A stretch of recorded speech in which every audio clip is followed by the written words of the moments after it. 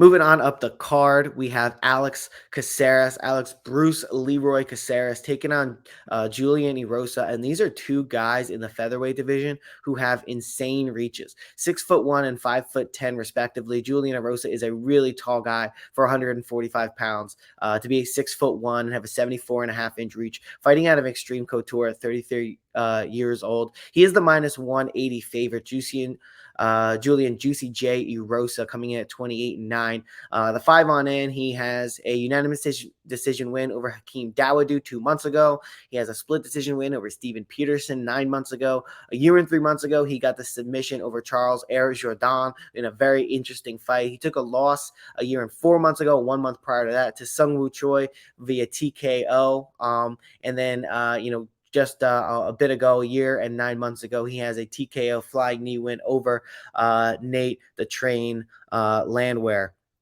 Looking at Alex Caceres, Bruce Leroy, most recently is his loss, the unanimous decision over Sadiq Youssef. Before that, he was on a nice win streak with a submission win over Sungwoo Choi. He had a decision win over Kevin Kroom. He had a submission rear naked choke win over Austin Springer, and he won a decision over Chase Hooper 2.5 years ago. So Julian Erosa is definitely the more active guy. He's going to be a little bit taller here. He's going to have an inch and a half reach advantage. He's got really weird proportions, Julian Erosa. He's kind of almost like his proportions are almost like a bendy straw because he fights kind of hunched over, and then his arms are just so long, even for his 6'1" frame. He's just able to pop that jab out there, and he has a really, really missile of a right hand. So Julian Erosa is a fun fighter, and he's one of those guys who's super long, and he actually doesn't fight to his length, oddly enough.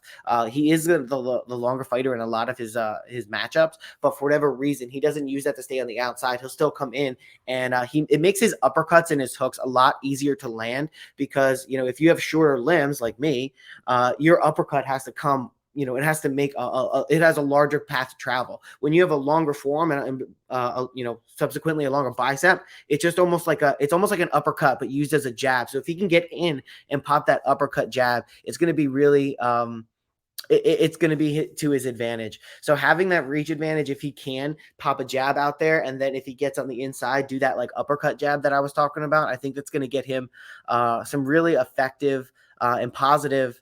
It's going to be good for him in the fight, should I say. Bruce Leroy, like I said, Sadiq Youssef, it was a really tough back and forth fight.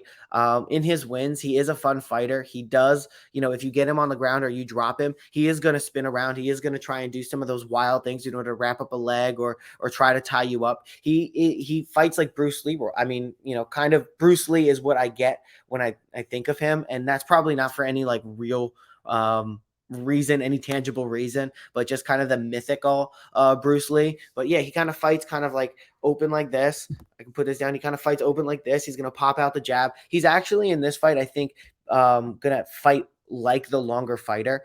He might even look a little bit longer in there just because of the way his fighting style and his stance. He pops that front leg out there. But I think ultimately Julian Erosa has some decent grappling and would be able to fight off Alex Caceres. But if there is an advantage point, it's going to be Alex Caceres in the grappling and the jiu-jitsu and his offensive style. And then Julian Erosa, he's going to have the stand-up advantage. So I am ultimately going to pick Julian Erosa here. I think he's a more accomplished fighter. I think he's more technical. I think he's got better defensive head movement, although Caceres does have good head movement too. But Erosa just a lot of the time just finds a way to avoid the bigger shots here.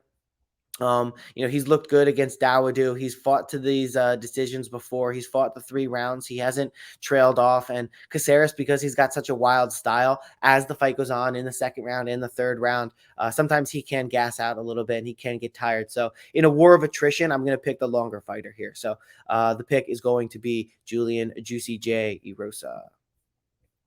All right. Now we are on the third third from the top, 4th from the bottom. I don't know, whatever. It's Amir Abazi versus Alessandro Costa. Alessandro Costa, I believe this is actually his first fight in the UFC. Yep. 1 month, almost 2 months ago, he has a KO win over Carlos Gomez. He has a split decision win over Andres Luna Martinetti.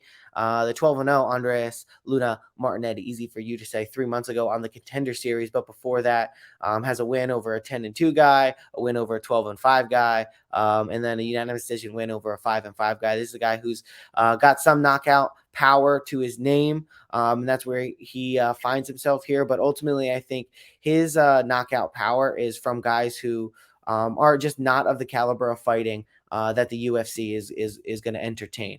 You see when he goes to fight a guy who